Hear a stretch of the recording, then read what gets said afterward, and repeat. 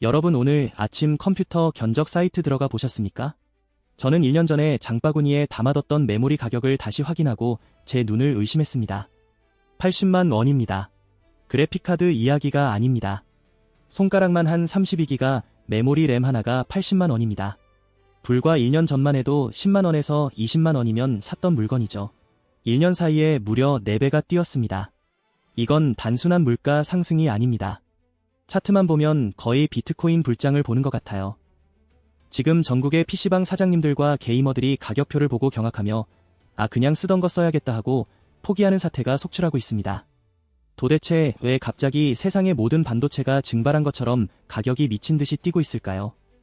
이 사태의 배후에는 삼성전자의 치밀하고도 냉혹한 계산기가 작동하고 있습니다. 그리고 이 혼란 속에서 삼성전자는 단군 이래 최대의 돈방석에 앉을 준비를 끝냈습니다. 오늘 그 충격적인 내막을 파헤쳐드립니다. 본격적인 이야기에 앞서 좋아요와 구독 부탁드립니다. 좋은 영상을 만드는데 큰 힘이 됩니다. 범인은 명확합니다. 바로 삼성전자의 전략이 180도 바뀌었기 때문입니다. 과거의 삼성은 우리가 많이 만들어서 싸게 많이 팔게라는 박리담의 전략이었습니다. 이게 우리가 알던 국민 기업 삼성의 모습이었죠. 그런데 지금은 다릅니다. 이제 싼 건 안 만들어 비싸고 돈 되는 것만 만들 거야라고 선언했거든요. 그 돈 되는 게 뭐냐? 바로 AI 반도체, 특히 HBM입니다. 엔비디아의 AI 칩에 들어가는 이 HBM이 없으면 AI 서버 자체가 안 돌아갑니다. 부르는 게 값인 그야말로 귀한 몸이죠. 삼성은 평택 공장의 멀쩡한 라인을 전부 뜯어고쳐서 HBM 생산 라인으로 바꿨습니다. 그 결과 어떻게 됐을까요? 우리가 쓰는 일반 PC용이나 스마트폰용 범용 메모리 생산량은 반토막이 났습니다. 결과는 명백했습니다. 공급이 수요의 60%도 못 채우는 공급 절벽이 온 겁니다. 사려는 사람은 10명인데 물건은 6개밖에 없는 상황이죠. 가격이 안 오르면 그게 이상한 겁니다. 시장 조사기관 트렌드포스가 충격적인 전망을 내놨습니다. 2026년 1분기 메모리 가격이 전 분기 대비 60% 폭등할 것이다. 이건 단순한 가격 인상이 아닙니다. 시장의 구조가 완전히 뒤집혔다는 신호입니다. 삼성 입장에서는 PC용 램 10개 파느니 HBM 1개 파는 게 훨씬 이득이니까요. 그렇다면 이 선택의 결과 삼성의 성적표는 어떻게 나왔을까요? 소비자들은 램값 비싸서 못 살겠다며 울상이지만 삼성전자 주주들은 지금 환호성을 지르고 있습니다. 증권가 리포트를 열어보면 숫자가 믿기지 않을 정도거든요. KB증권은 삼성전자의 올해 1분기 영업이익이 27조 원에 달할 것이라고 예상했습니다. 작년 같은 기간보다 무려 305% 4배가 넘게 폭증한다는 겁니다. 더 무서운 건 이건 시작에 불과하다는 겁니다. 2분기 3분기로 갈수록 이익이 눈덩이처럼 불어나서 연간 영업이익이 145조 원을 찍을 거라는 전망이 나옵니다. 145조 원이라니 감이 오십니까? 대한민국 1년 예산의 4분의 1을 기업 하나가 벌어들이는 겁니다. 자, 여기서 역사교실 한번 들어가 보겠습니다. 2018년을 기억하십니까? 그 해가 바로 반도체 역사상 최대 호황기였습니다.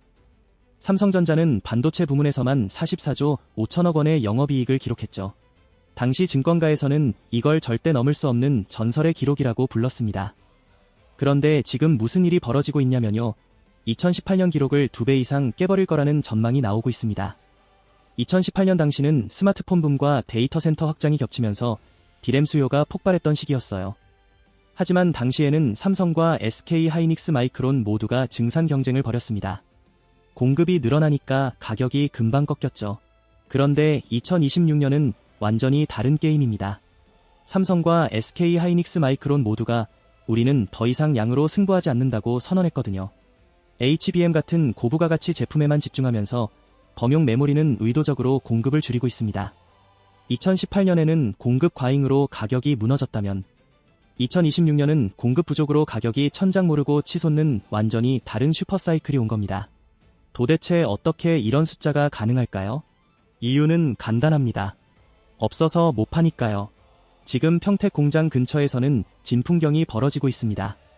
구글, 아마존, 델 같은 글로벌 공룡 기업의 구매 담당자들이 몇 달째 한국에 상주하고 있거든요. 제발 우리한테 물건 좀 먼저 주세요 하며 삼성 담당자에게 읍소하기 위해서죠. 그런데 여기서 더 충격적인 뉴스가 있습니다. 이 구매 전쟁에서 물량을 확보하지 못한 빅테크 기업들이 담당 임원을 해고하는 사태까지 벌어졌습니다. 구글과 마이크로소프트가 HBM 조달 실패를 이유로 조달 담당 임원을 잘랐다는 겁니다. 구글은 SK 하이닉스와 마이크론으로부터 추가 HBM 물량 확보가 불가능하다는 답변을 받았습니다. 그러자 사전 장기 계약 실패 책임을 물어 임원을 해고해버렸죠. 구글의 AI 가속기 TPU는 HBM에 의존하고 있는데 전체 공급량의 약 60%를 삼성전자에서 받고 있습니다. 그런데 최근 TPU 수요가 예상치를 웃돌자 추가 물량을 확보하지 못한 담당자가 책임을 진 겁니다. 마이크로소프트도 비슷한 상황입니다. 오픈AI와의 협력으로 AI 서버 수요가 급증했는데 메모리 확보에 실패하자 징계와 해고 카드를 꺼내 들었죠. 과거에는 삼성 영업사원들이 저희 메모리 좀 사주세요 하고 굽실거렸다면 지금은 고객사들이 현금 다발을 들고 와서 번호표 뽑고 기다리는 슈퍼을의 시대가 온 겁니다. 이게 얼마나 충격적인 사건이냐면요. 구글과 마이크로소프트는 전 세계에서 가장 강력한 협상력을 가진 기업들입니다. 이들이 물량 확보 실패로 임원을 자르는 상황이 벌어졌다는 건 메모리 반도체가 이제 단순한 부품이 아니라 없으면 사업을 접어야 하는 전략 물자가 됐다는 뜻입니다. 한국 반도체 없으면 AI가 멈춘다는 말이 과장이 아닌 시대가 온 겁니다. 세계 최고 기업들이 한국에서 구걸하는 모습을 보면서 우리 국민들은 묘한 쾌감을 느끼고 있죠. 주가는 거짓말하지 않습니다. 증권사들은 삼성전자 목표 주가를 20만 원까지 올렸습니다. 지금이 반도체 역사상 가장 강력하고 긴 슈퍼 사이클이다라는 분석이 쏟아지고 있거든요. 하지만 이 화려한 잔치판에 찬물을 확 끼얹을 수 있는 사람이 지구상에 딱 한 명 있습니다. 바로 미국의 대통령 도널드 트럼프입니다. 미국으로 들어오는 반도체에 관세 100%를 때리겠다고 선언했어요. 많은 분들이 이렇게 생각하실 겁니다. 아무리 막강한 권력을 지닌 미국 대통령이라도 의회 승인도 없이 자기 마음대로 관세를 올릴 수 있어? 미국 정부가 돈이 없어서 저러나? 정답부터 말씀드리면 네, 할 수 있습니다. 무역확장법 232조라는 강력한 무기가 있어서 대통령 말 한마디면 즉시 시행됩니다. 그리고 이건 돈이 없어서가 아닙니다. 아주 무시무시한 전략적 압박입니다. 계산기를 한번 두드려 볼까요? 삼성전자가 반도체 없어서 못 팔아요 하면서 가격을 220% 올렸습니다. 원래 100달러짜리가 320달러가 됐습니다. 여기에 트럼프가 관세 100%를 때리면 320달러 세금이 더 붙습니다. 결국 100달러였던 반도체가 미국에 도착하면 640달러가 되는 겁니다. 무려 6배가 넘게 뛰는 거죠. 그럼 이 막대한 돈은 누가 낼까요? 삼성이 낼까요? 천만의 말씀입니다. 관세는 수입하는 사람이 냅니다. 즉 엔비디아, 구글, 아마존 같은 미국 빅테크 기업들이 이 비용을 고스란히 떠안아야 합니다. 삼성이 가격 올린 것도 억울한데 세금까지 덤탱이 쓰는 꼴이죠. 트럼프가 이걸 모를까요? 다 알고 있습니다. 그의 진짜 속마음은 이겁니다. 이 돈 내기 싫지? 억울하지? 그러니까 삼성 너네 빨리 텍사스 공장 완공해서 미국 땅에서 만들어. 트럼프는 지금 엔비디아의 고통을 인질로 삼아 삼성전자와 하이닉스의 팔을 비틀고 있는 겁니다. 보조금 줄 테니까 빨리 지어가 아니라 안 지으면 너네 고객사 다 죽어라는 협박이죠. 여기서 반도체 법라는 게 등장합니다. 이 보조금은 도대체 어떤 기준으로 누가 얼마를 받는 걸까요? 칩스법은 총 530억 달러 규모의 펀드인데 이 중 390억 달러가 미국 내 반도체 생산 시설 건설 보조금으로 배정됐습니다. 받는 조건이 까다롭습니다. 미국 내에 첨단 반도체 공장을 신규로 짓거나 기존 공장을 현대화해야 하고요. 미국인 고용 창출 실적이 있어야 합니다. 그리고 가장 중요한 건 중국과의 거래 제한입니다. CHIPS 액트 보조금을 받으면 향후 10년간 중국에 첨단 반도체 공장을 증설하거나 기술 이전하는 게 금지됩니다. 삼성전자는 텍사스주 테일러에 370억 달러를 투자하면서 64억 달러의 보조금을 받기로 했습니다. SK 하이닉스는 인디애나주에 39억 달러를 투자하면서 4억 5천만 달러의 보조금을 약속받았고요. 그런데 여기서 함정이 있습니다. 보조금을 받기로 약속했다고 해서 바로 돈이 나오는 게 아닙니다. 공장 건설 진행률에 따라 단계적으로 지급됩니다. 착공 단계에서 일부 완공 후 일부, 그리고 실제 생산량 목표 달성 후 나머지를 받는 구조죠. 그래서 트럼프 행정부는 이 보조금 배정권을 무기로 더 빠른 완공과 더 큰 투자를 요구하고 있습니다.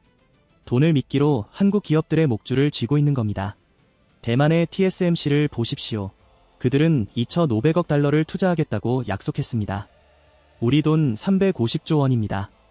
그 대가로 관세율을 20%에서 15%로 낮췄고요. 미국 내 공장 건설 기간 동안은 계획된 생산 능력의 2.5배까지 관세를 면제받습니다. 완공 후에도 1.5배 물량까지 면제되죠. TSMC는 애리조나의 공장을 6개에서 12개까지 늘릴 계획입니다. 이게 삼성과 SK 하이닉스에게는 엄청난 압박으로 작용합니다. 미국 정부가 너희도 TSMC처럼 수백조 원 더 투자해라 이렇게 요구할 가능성이 크거든요. 노무라 증권은 삼성전자와 SK 하이닉스가 2027년에서 2030년까지 미국 내 투자 비용으로 합산 100조 원에서 120조 원을 쓸 것으로 추정했습니다. 그렇다면 여러분 이런 질문이 생기실 겁니다. 그래서 한국 기업들은 어떻게 대응하고 있나요? 삼성전자는 이미 텍사스 테일러 공장 건설 진행률이 99.6%입니다. 사실상 완공 단계죠. 2026년 말부터 본격 가동될 예정입니다.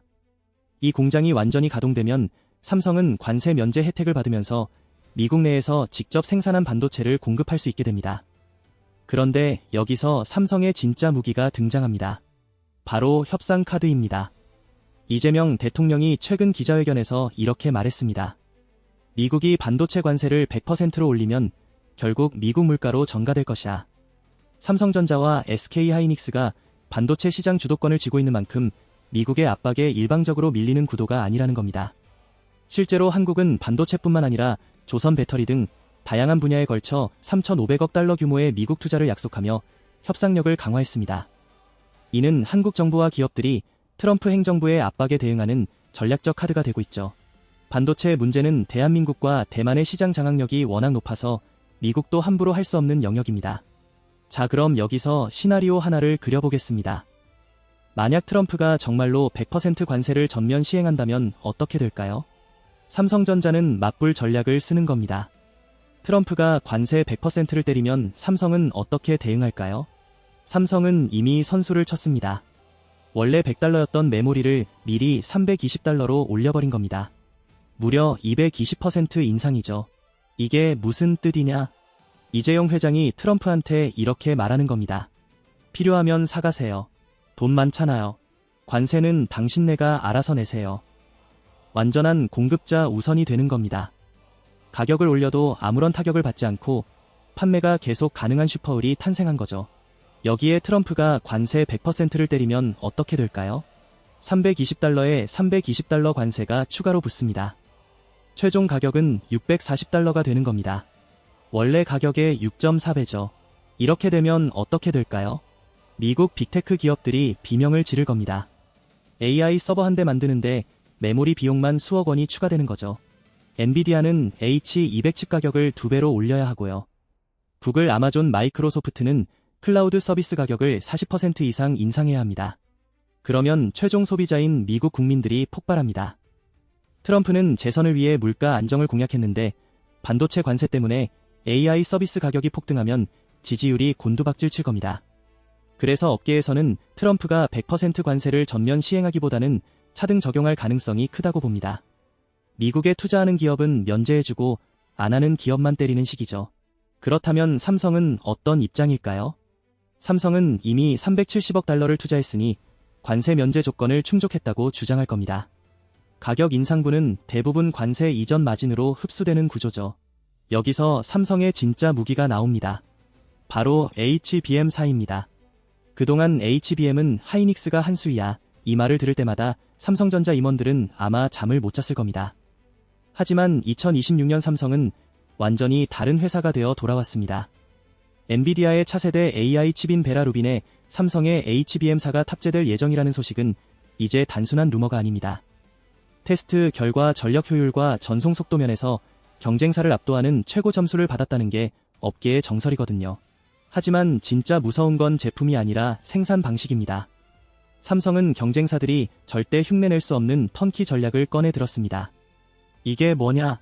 쉽게 말해 설계부터 제조 패키징까지 우리 집 안방에서 다 끝내준다는 겁니다. 다른 회사들은 메모리 따로 만들고 로직 칩 따로 만들어서 또 다른 공장에 보내서 조립해야 합니다. 물건 옮기는 데만 시간이 한참 걸리죠. 그런데 삼성은 파운드리 4나노 공정과 10나노급 6세대 디램을 한 곳에서 찍어내고 패키징까지 원스톱으로 끝내버립니다. 이러면 생산 속도가 얼마나 빨라질까요? 무려 20%나 단축됩니다. AI 전쟁은 속도전입니다.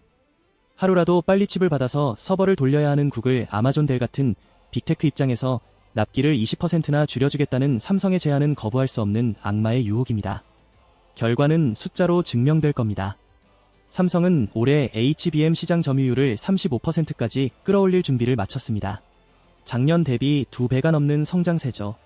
이제 삼성전자는 단순한 부품 회사가 아닙니다. 엔비디아의 파트너이자 AI 시대의 패권을 결정짓는 킹메이커로 완벽하게 부활한 겁니다. 그런데 경쟁사들은 어떻게 되고 있을까요? SK하이닉스는 여전히 HBM 시장 1위를 달리고 있습니다. 2026년 생산 예정 물량까지 모두 판매가 완료됐다고 밝혔죠.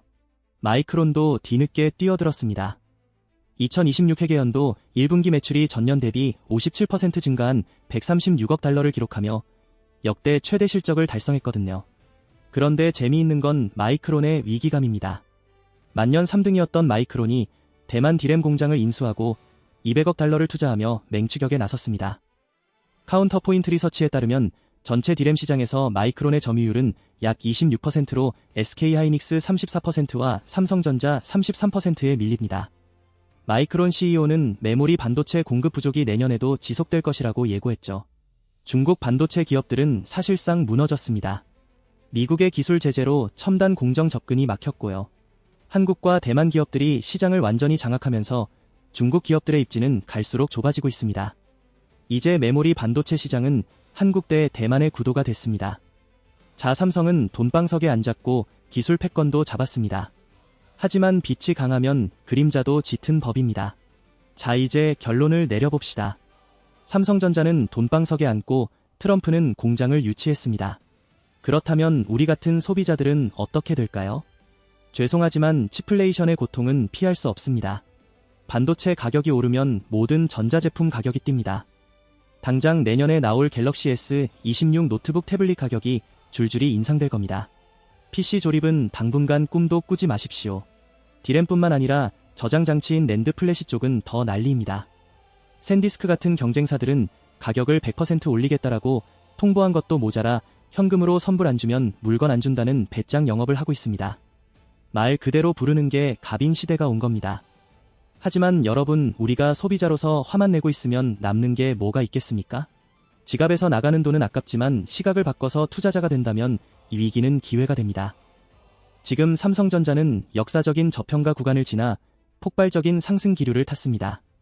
증권가에서는 삼성전자의 올해 영업이익이 작년보다 324% 증가할 것으로 보고 있습니다.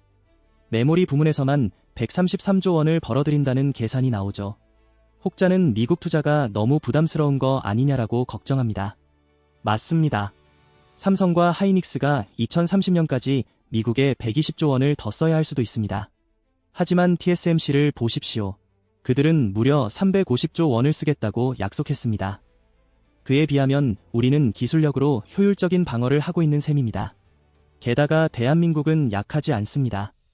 반도체뿐만 아니라 조선 배터리 등 무려 3,500억 달러 규모의 투자를 미국에 약속해둔 상태입니다.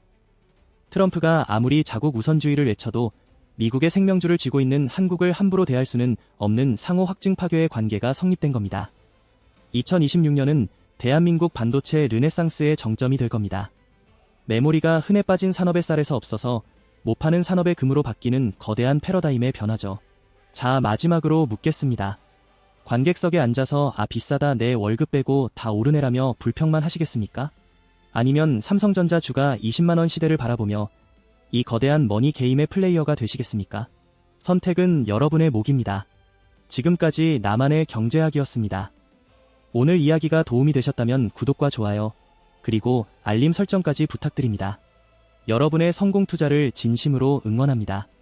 감사합니다.